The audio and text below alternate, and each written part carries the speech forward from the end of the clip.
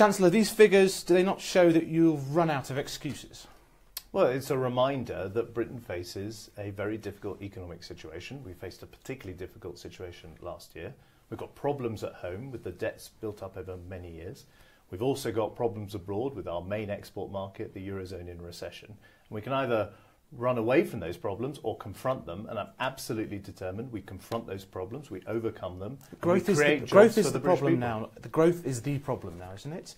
6 percentage points of growth your original budget promised, and we've had 0.5% in 9 quarters.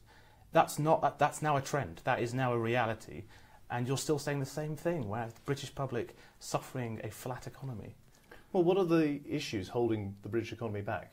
We've got our debts and deficit. We've got our plan to deal with that, and the deficit is coming down. We're not as connected as a country as we should be to the Chinas and Indias of this world. We are now exporting more to them.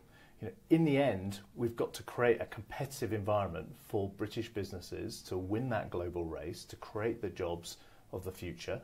That is happening, but these problems were built up over many years. They are deep-seated, and overcoming them is, of course, a difficult task. Can you admit you've made some mistakes, like your own Deputy Prime Minister said? You cut investment spending too much at the beginning of your chancellorship. Well, what Nick Clegg was saying, and I agree with him, is that capital spending is important, and we are actually spending £20 billion more than Labour were going to spend if they had won that election. And we are taking a very deliberate choice, a choice that is controversial, to spend less on welfare payments, something opposed by our political opponents, and use that money to spend on roads and railways and broadband networks and all the things you need to have a modern economy that is creating jobs for the future. But you still, even though you spent a little more than Labour might have, you still made a mistake by cutting too much right at the beginning. Can you admit that? We have made a deliberate choice to spend more on capital.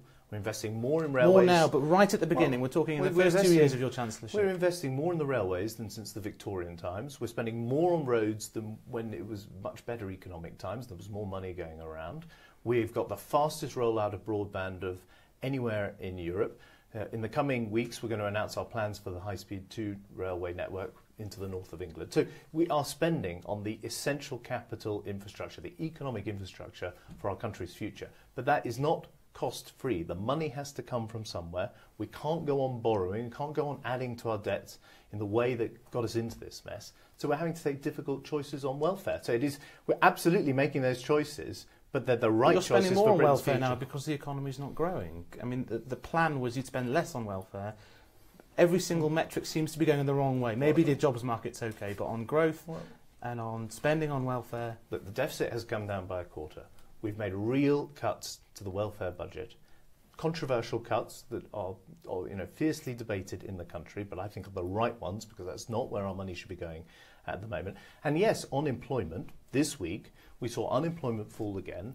Businesses able to hire more people, employment at a record high. So we are making this economy more competitive. But if you're telling me it's taking time, yes, it is, because these problems were many years in the making, and there is no magic solution. And by the way, I think the British people understand that sometimes better than the political classes. Why not front up the British people and say, actually, this is going to last for a few years longer? This sort of flat growth, basically, that we've got and we've now had for 3 years nearly. Well, I've said to the British people that this is a hard road, but we're on the right track, we're heading in the right direction, we're dealing with our problems.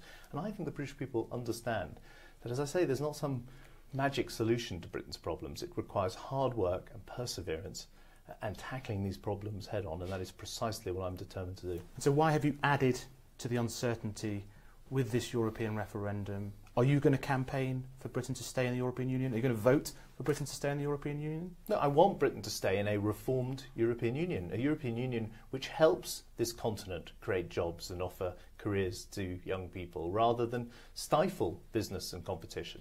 I want the European Union to be a solution to our problems rather than an obstacle to economic prosperity. So that is the campaign we're leading. Of course, we should get the consent of the British people for this. And in the end, why should we be afraid of asking the British people about their future?